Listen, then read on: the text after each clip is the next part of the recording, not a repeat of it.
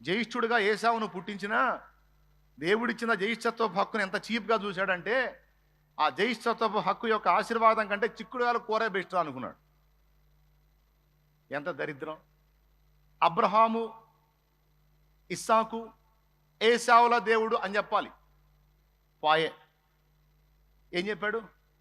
నేను అబ్రహాము, ఇస్సాకు, యాకోబుల దేవుడు అన్నాడు. ఏ జనాంగాన్ని ఎంచుకోవాలి? వాస్తవంగా జ్యేష్ఠుడు ఏశావు జనాంగాన్ని ఎంచుకోవాలి.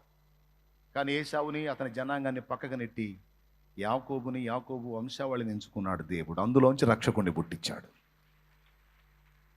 యాకోబులో నుండి నక్షత్రం ఉదయించును. వాస్తవంగా అది ఏశావులో నుంచి ఉదయించాల్సింది. చిక్కుడుగాయల కూర, ఈ చిక్కుడుగాయల కూర తగలయ్యా. అల్పమైనవి ప్రేమించి దేవుడిచ్చేటువంటి అద్భుతమైన కృపను నిర్లక్ష్యం చేసేటువంటి భ్రష్టులు ఈ సరుకంతా ఏశావు బ్యాచ్ అన్నమాట. ఇంటికాడ నుంచి బయలుదేరేటప్పుడు, మమ్మీ చర్చికి వెళ్తున్నా. సరే పాప జాగ్రత్త అమ్మా. మా అమ్మ ఎంత భక్తురాలో. ఇంటికి వచ్చే దారిలో చెప్పితే, అటుపక్క బైక్ పార్కింగ్ ఉండదు చూడు, దాని అవుట్ సైడ్ ఉంటాను, అక్కడికి రా. ఎటు రావాలి? అటు పక్కకి పలానా వైపు నుంచి రావచ్చు, త్వరగా రాబ్బా, నేను ఎక్కువసేపు ఉండలేను. ఇదంతా చిక్కుడుగాయల కూర సరుకు. చిక్కుడుగాయల సరుకు ఏం సరుకు? చిక్కుడుగాయల కూర సరుకు. ఒక పూట కూటి కొరకు జయిష్ఠత్వపు హక్కును అమ్మేసుకునే భ్రష్టుల సరుకు ఇది. వాళ్ళ గుండెల్లో భయం కూడా ఉండదు. మళ్ళీ దేవుని ఎరిగిన వాళ్ళు, దేవుణ్ణి నమ్ముకున్న వాళ్ళు, ఫ్యామిలీ మొత్తం క్రైస్తవ కుటుంబం. అరే నేను అన్య సమాజంలో దేవుని మందిరం ఉంది, అక్కడికి వెళ్ళి చీకట్లో చిందులేస్తే, ఈ నీచమైన ప్రవృత్తిని కనపరిస్తే, నా దరిద్రపు వ్యవహారాన్ని చూసి, నేను ప్రవర్తించే తీరును చూసి అక్కడ ఉన్న అన్ని జనులు నాశనం అవుతారే, నశించిపోతారే, వాళ్ళు దేవుణ్ణి దూషిస్తారే అని ఈ దౌర్భాగ్యురాలికి కానీ, ఈ దౌర్భాగ్యుడికి కానీ సిగ్గు, శరం, ఒక నీతి నియమం, ఒక భయము, భక్తి ఉండదు. ఇది భ్రష్టుల సంతతి. ఇది వ్యభిచారపు బ్రతుకులు. ఇది ఏశావు సంతతి. ఇది ఏ సంతతి? ఇది ఏశావు సంతతి. ఇది అరే నన్ను చూసి ఆత్మలు నశించిపోతాయే, దేవుని మందిరాన్ని, దేవుని పరిశుద్ధ స్థలాన్ని, దాని పవిత్రతని నేను గౌరవించాలే, సన్మానించాలే. జీవము గల దేవుని చేతిలో పట్ట భయంకరమే, విచ్చలవిడి జీవితం నా నాశనానికి కారణమే, అయ్యో నేను ఇలా బ్రతకూడదే అనే భయము, వీసుమంతా కూడా లేని బరితెగింపు బ్రతుకులు.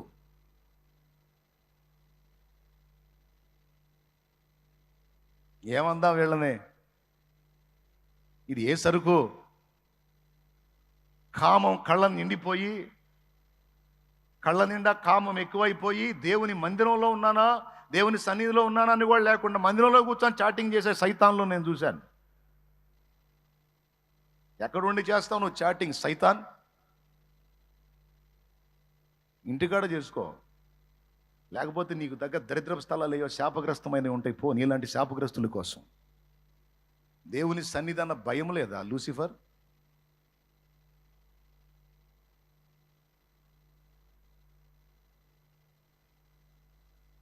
బజారులో బజార్లో తిరుగుతూ మాట్లాడుతూ ఉంటారు. వాళ్ళే ఓస్తారు, అన్యజనులు ఓస్తారు. ఇదిరా క్రైస్తవ్యం అంటే, ఇదిరా యేసు ప్రభు అంటే. దేవుడిని అడ్డం పెట్టడం, ఇట్లాంటి దిక్కుమాలను పనులు చేయటం, ఇదిరా వీళ్ళ సంబడం అని వాళ్ళు నాశనం అవుతారు. ఇక వాళ్ళు దేవుడి దగ్గరకు రాలేరు కదా ఇట్లాంటి దరిద్రులను చూసి. ఆ దరిద్రుల కోసం ఇట్లాంటి దరిద్రులు తయారయ్యేది. వాళ్ళు దరిద్రులే, ఇల్లు దరిద్రులే. ఇక ఆ దరిద్రులు ఎప్పటికీ దేవుని దగ్గర రాకుండా ఇట్లాంటి దరిద్రులు కనపడుతుంటారు. వాళ్ళ కళ్ళు కూడా మంచివాళ్ళు కనపడరు. పద్ధతిగా మారు మనసు పొంది, ఆ పాపాన్ని వదిలిపెట్టి, ఆ వ్యభిచారం వదిలిపెట్టి, ఆ తాగుడు వదిలిపెట్టి, ఆ పద్ధతులన్నీ, ఆ దరిద్రపు అలవాట్లన్నీ మార్చుకొని మంచిగా బతిగా పరిశుద్ధులు కనపడరు ఆ దరిద్రులకి రాత్రులు చీకట్లో మాట్లాడుతుంటారే, చీకట్లో చిందులేస్తారు, వీళ్ళు కనపడతారు. వాళ్ళు ఇంకా నాశనం అయిపోవటానికి. ఏమైనా అర్థమైందా మీకు చెప్పింది? నేను అంటాను, ఇది ఏళ్ళ దరిద్రం కాదు. ఏళ్ళ దరిద్రం సగం అయితే ఆళ్ళ దరిద్రం డబలు. ఇదంతా చిక్కుడుగాయల సరుకు. ఏ సరుకు? మరి వీళ్ళు ఎట్లా బాగుపడతారు, ఎట్లా దీవించబడతారు? చెప్పింపబడరా? వచ్చింది ఎక్కడికి? జీవం గల దేవుని సన్నిధికి. అడ్డం పెట్టింది ఎవరిని? దేవుణ్ణి.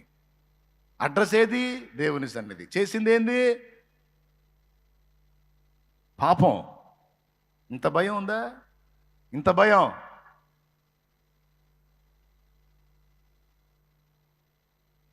వీళ్ళు ఎలా బాగుపడతారు, వీళ్ళు ఎలా దీవించబడతారు, వీళ్ళు ఎలా వర్ధిల్లుతారు?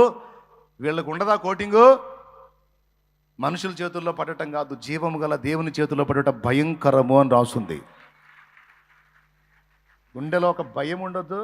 నేను ఎక్కడున్నానో, ఏ ప్రదేశంలో ఉన్నానో, ఎలాంటి స్థలంలో ఉన్నానో, నేను ఎలా ఉండాలి, నా క్యారెక్టర్ ఎలా ఉండాలి, నా పవిత్రత ఎలా ఉండాలి, నా పరిశుద్ధత ఎలా ఉండాలి, నా ఆలోచన ఎలా ఉండాలి.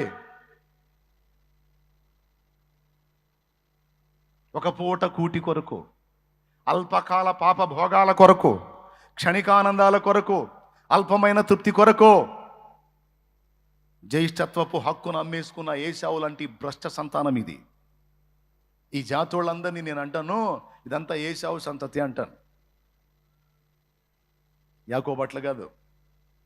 యాకోబు తన కడుపు మార్చుకున్నాడు దైవ జ్యేష్ఠత్వపు హక్కు యొక్క ఆశీర్వాదం కొరకు. చాలాసేపు కష్టపడి వండుకున్నాడు. తినబోయేటప్పటికి పెద్దోడు వచ్చి అడిగాడు, మరి జ్యేష్ఠత్వపు హక్కుని ఇస్తానంటే నేను ఈ కూరని ఇస్తాను అన్నాడు. ఇచ్చేసా పోరా అన్నాడు. తీసుకున్నాడు, కూరని ఇచ్చేశాడు. ఒకడేమో హక్కును నమ్ముకొని కడుపు నింపుకుంటే, ఒకడు ఆ దేవుని హక్కుని పొందుకోవడానికి కడుపు మార్చుకున్నాడు. ఆకలిని చంపుకున్నాడు, ఆశలను చంపుకున్నాడు, కోరికలను చంపుకున్నాడు. కోరికల్ని, ఆశల్ని చంపుకొని దేవుని ఆశీర్వాదం నాకు చాలు, నాకు తరతరాల దీవెన, నాకు అది చాలు అనుకొని తృప్తి చెందాడు. కాకపోతే ఆ పూటకి ఆహారం లేదు, కడుపు మాడింది, పర్వాలేదు. జ్యేష్ఠత్వపు హక్కు వచ్చింది, దేవుని దీవెన వచ్చింది.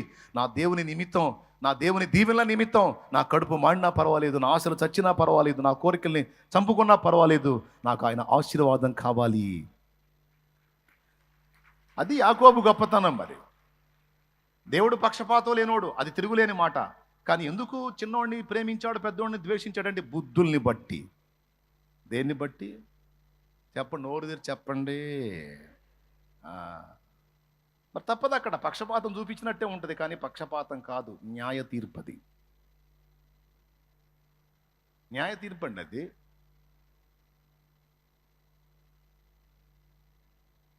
యవనస్తులంటుగా ఉండి తోటి యవనస్తులు విచ్చలవిడిగా తిరుగుతున్న వాళ్ళని లక్ష్య పెట్టకుండా పరిశుద్ధ గ్రంథాన్ని పట్టుకొని, దేవుని వాక్యాన్ని పట్టుకొని, పవిత్రతను కాపాడుకుంటూ, నీతి ప్రవర్తనను కాపాడుకుంటూ, సత్ప్రవర్తనను కాపాడుకుంటూ, సాక్ష్యాన్ని కాపాడుకుంటూ, నా వలన నా దేవునికి మహిమే రావాలి కానీ అవమానం రాకూడదు.